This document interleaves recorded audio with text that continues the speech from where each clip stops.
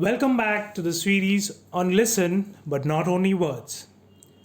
Past episode we spoke about intentions of the listener and also how we can listen to the energy in the room and use it to our benefit to become a good listener. Today we shall speak on the different filters that exist in a conversation. So what are these filters that I'm trying to speak of? Let me give you a little background on why I chose this topic of filters. So it was not so long ago, I was listening to this video of Julian Treasure on 5 ways to listen better. He spoke on the filters that exist in the conversation and he projected a list of filters on the screen. We will not speak about all of them. A few to bring to your attention, such as culture, language, values, attitude, expectations, intentions, and beliefs. We shall talk about how these filters affect the conversation and have the power to direct the conversation in a particular way. Filters are nothing but characteristics of us, of what we are built in, the internal mechanics of our brain, and the perception they hold. Filters are generally known to be a hindrance to the conversation as they control a person's thinking and bars the openness to listen to the person's views. Example, let's take this filter named expectation. The expectation of a person begins way before the conversation starts. This is a preconceived mindset that holds the mind under house arrest and not let listen to anything else than what it is expected to be heard. Even if a person is getting something more than what he or she expects, the mind is still shut to this and has already decided it what it wants and how it wants it. I had an experience of this in my life. This event has shaped me and my character in a particular way. Or rather, you can say this event has become my filter, because of which I look at the world in a certain way. So I was a part of an experiment when I was working with an international non-profit organization. So we had to walk from a place called Belgaum. It's a place situated in the state of Karnataka. So we had to walk from Belgaum to Goa, which is a distance of around 150 kilometers, around 95 miles. It took us 3 days to reach Goa, and as a part of the experiment, we had to walk in pairs, so I had a partner with me for the safety reasons. The conditions of the experiment were, we had to walk with no cell phones, no headphones, carrying no money at all, and no extra pair of clothes other than what you are wearing. Yes, you heard that right. No need to rewind and go back. No cell phones, no headphones, no money, not a single rupee, nor any extra pair of clothes. So the options were to either beg or find a day labor job and earn some money. But we could beg or earn only for food and water, not to accept money from anyone. Before we made our journey, me being born and brought up in a metro city, I have seen how beggars are treated in the cities by the majority of them. They are just shooed away for being filthy. So it was our second day. Me and my partner had just started our walk, and we were in search of our breakfast.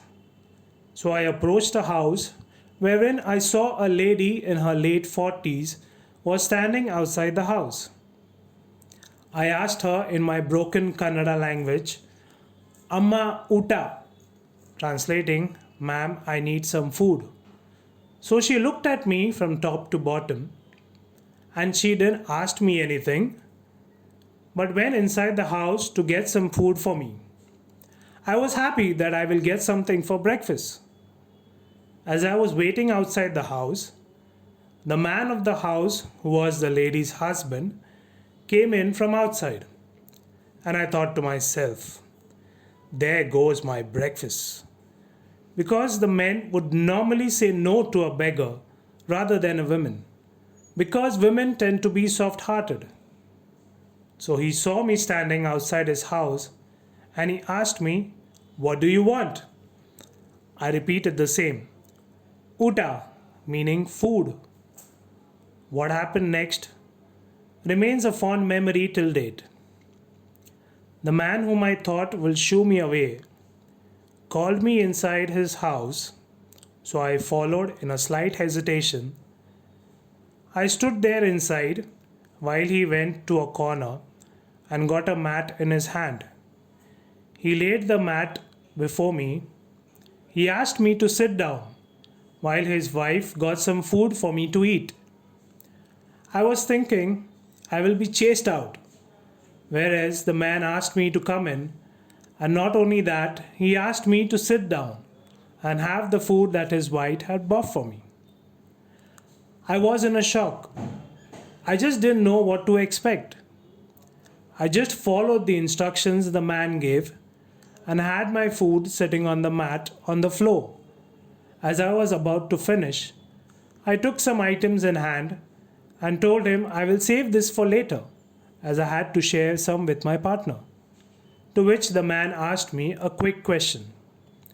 "Do you have someone else with you?" I nodded, "Yes." He looked at his wife, and his wife went off again inside, packed some extra food in a leaf, and gave me for my partner. I bowed down to both of them, thanking them, and set off from their house. There was a moment where I thought I will get nothing once the man arrived, because of my preconceived notion of man being rude and women being of kind heart. The man was a kind hearted person. I have always seen a beggar being ill treated or just asked to go away after giving him a small amount of money. Here I was, begging for food, and was invited into his house and treated as a guest. I learned two major life lessons from this experiment. Have trust on your maker or creator, rather than finding security in money and life gadgets. Second, people are generous. Have a little faith, regardless of their gender, creed, or religion. So my upbringing in the city barred me from having an open mind. If thinking that man will not give me anything, and had I walked away, I would have not got my breakfast and would miss the most amazing experience of my life. Filters are not always bad though. If you already understand the cultural background or likes and dislikes of the person you are to meet, you can use this to get personal with him. Make the opposite person comfortable early on in the conversation. I have seen many dignitaries of different nations. When they meet, they exchange gifts, which are representatives of their own culture, which becomes the first step towards a healthy listening conversation. So do listen to filters and adore them as they are part of that person, and use it to know the person better. So see you till next. Bye.